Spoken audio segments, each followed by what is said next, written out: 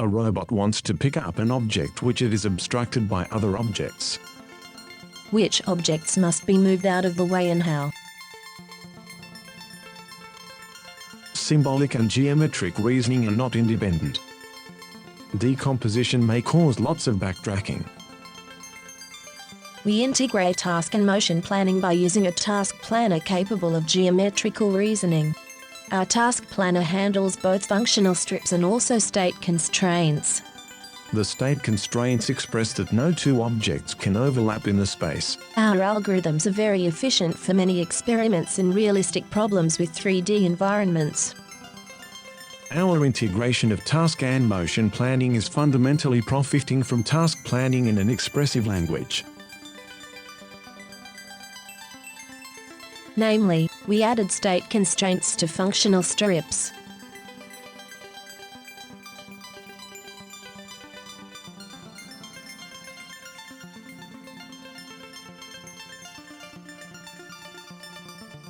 We now see an example where the mission requires planning combinations that involve the moving of the entire robot, the robot's arm, as well as the planning of tasks and actions. The assembly of a pile of blocks is a classical example of the reasoning behind task planning. But moving around the table and avoiding collisions is also an illustration of motion planning.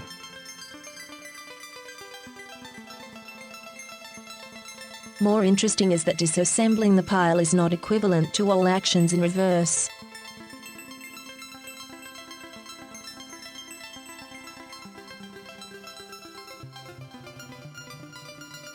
The capacity to combine task planning and motion planning allows challenging structural settings to be sorted, like placing the wood on the two cubes.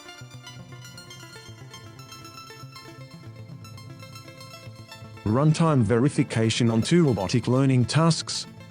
This video illustrates runtime verification over a robot that is performing two simultaneous learning tasks. We use logic-labeled finite state machines to represent all behaviors. Formal model checking is infeasible as the software is changing as it's running. The first behavior is learning the environment and its obstacles in the same style as the seminal robot for behavior-based control named Toto.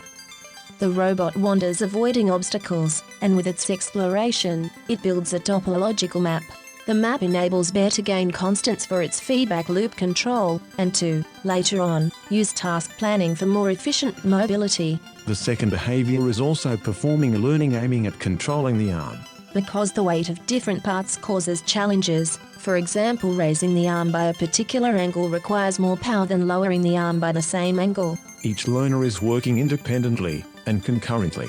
But the movement of the robot may cause the arm to reach dangerous configurations. We use a novel software architecture to provide runtime verification against dangerous positions of the arm while moving. The architecture is inspired by the subsumption architecture. However, lower layers are not considered complete or correct. The monitor behavior and the subsumption switch are also logic-labeled finite state machines. But the behaviors of the original system can be suspended and new behaviors dynamically loaded by the monitor on the fly. When the monitoring behavior detects a dangerous configuration of the robot's arm relative to its movement, it suspends both learning behaviors. Scoping the traveling with a higher priority command to the switch, it suspends the arm learning routine and dynamically loads a folding arm behavior that brings the arm to a safe position. Once the arm is in a safe position, the monitor unloads the folding arm behavior and resumes both learners. Although we have a complex system of two learners with an enormous amount of configurations, the monitor and the switch are both small enough logic-labeled finite state machines that can be formally verified. Similarly, the folding arm behavior is sufficiently simple to be subject to model checking. The system is efficient because the entire system is configured of compiled finite state machines. Our architecture enables to launch a robotic learning system that verifies itself as it executes.